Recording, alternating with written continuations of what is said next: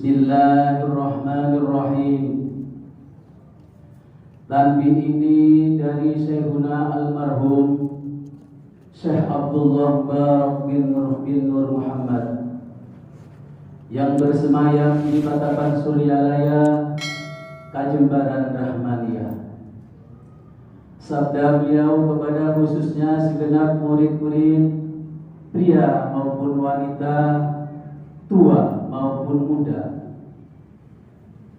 Semoga ada dalam kebahagiaan, dikaruniai Allah Subhanahu wa Ta'ala kebahagiaan yang kekal dan abadi, dan semoga tak akan timbul keretakan dalam lingkungan kita sekalian.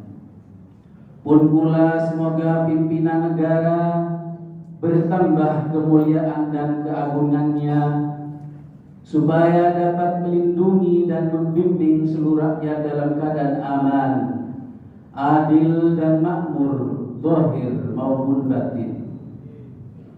Pun kami tempat orang bertanya tentang Thariqah Qadiriyah Naqsyabandiyah, menghaturkan dengan tulus ikhlas wasiat kepada segenap murid-murid, berhati-hatilah dalam segala hal. Jangan sampai berbuat yang bertentangan dengan peraturan agama maupun negara. Taatilah kedua-duanya tadi sepantasnya. Demikianlah sikap manusia yang tetap dalam keimanan. Tegasnya dapat mewujudkan kerelaan terhadap hadirat ilahi Rabbi yang membuktikan perintah dalam agama maupun negara. Insabillah hai murid-murid sekalian, janganlah terpaut oleh bujukan nafsu, terpengaruh oleh godaan setan. Waspadalah akan jalan penyelewengan terhadap perintah agama maupun negara, agar dapat meneliti diri kalau tertarik oleh bisikan iblis yang selalu menginap dalam hati sanubari kita. Lebih baik buktikan kebajikan yang timbul dari kesucian. Pertama, terhadap orang-orang yang lebih tinggi daripada kita, baik zahir maupun batin, harus kita hormati. Begitulah seharusnya hidup rukun, saling harga menghargai. Kedua, terhadap sesama yang sederajat dengan kita dalam segala-galanya, jangan sampai terjadi persengketaan. Sebaliknya harus bersikap rendah hati, bergotong royong dalam melaksanakan perintah agama maupun negara. Jangan sampai terjadi perselisihan dan persengketaan. Kalau kita terkena firman-Nya, adzabun alim, yang berarti bukan setapa untuk selama-lamanya, dari dunia sampai dengan akhirat, badan payah, hati susah. Yang ketiga, terhadap orang-orang yang keadaannya di bawah kita, janganlah hendak menghinakannya atau berbuat tidak senonoh, bersikap angkuh. Sebaliknya harus belas kasihan dengan kesadaran, agar mereka merasa senang dan gembira hatinya. Jangan sampai merasa takut dan liar, bagaikan tersayat hatinya. Sebaliknya harus dituntun, dibimbing dengan nasihat yang lemah lembut, yang akan memberi insafan dalam menginjak jalan kebajikan. Yang keempat, terhadap fakir miskin harus kasih sayang, ramah tamah, serta bermanis budi. Bersikap murah tangan mencerminkan bahwa hati kita sadar. Coba rasakan diri kita pribadi, betapa pedihnya jika dalam keadaan kekurangan. Orang-orang oleh karena itu, janganlah acuh tak acuh. Hanya diri sendirilah yang senang, karena mereka jadi fakir miskin itu bukannya kehendak sendiri, namun itulah kodrat Tuhan. Demikianlah sesungguhnya sikap manusia yang penuh kesadaran, meskipun terhadap orang asing, karena mereka itu masih keturunan Nabi Adam alaihissalam. Mengingat ayat 70 surat Al-Isra yang artinya, sangat kami muliakan keturunan Adam, dan kami sebarkan segala yang berada di darat dan di lautan, dan kami berikan mereka rezeki dari yang baik-baik. Juga kami utamakan mereka lebih utama daripada makhluk lainnya. Kesimpulan dari ayat ini bahwa kita sekalian seharusnya saling harga-menghargai, jangan timbul kekecewaan.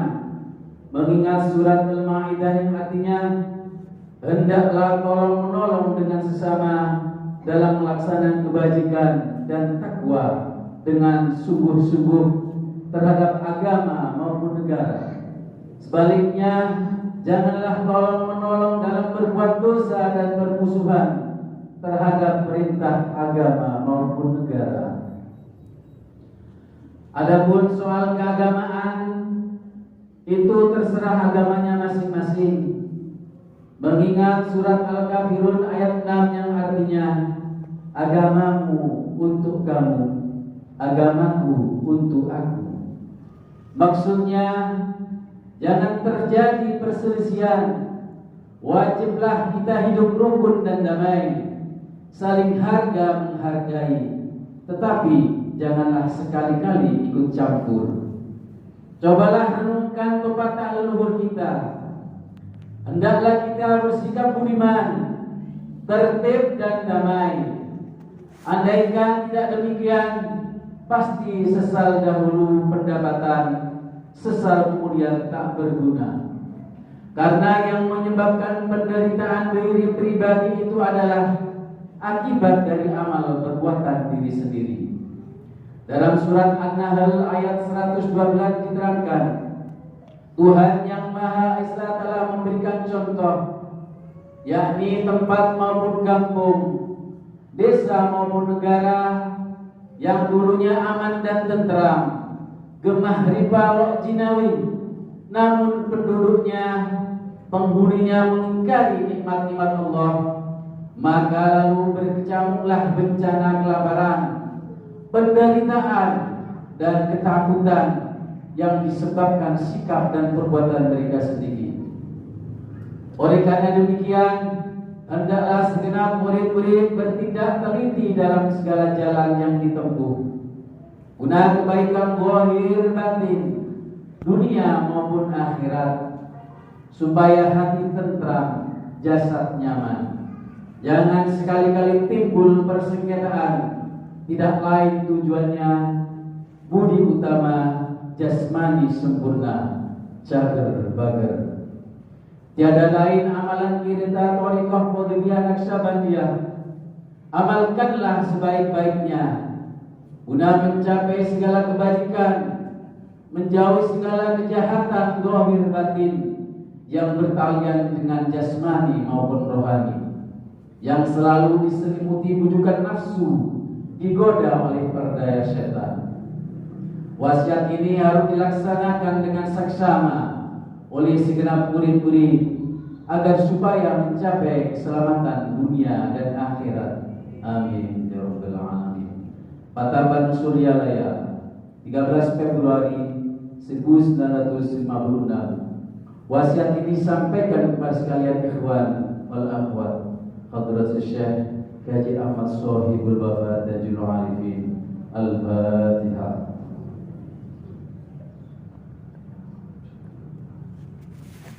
Untian mutiara, jangan benci pada ulama yang sejaman.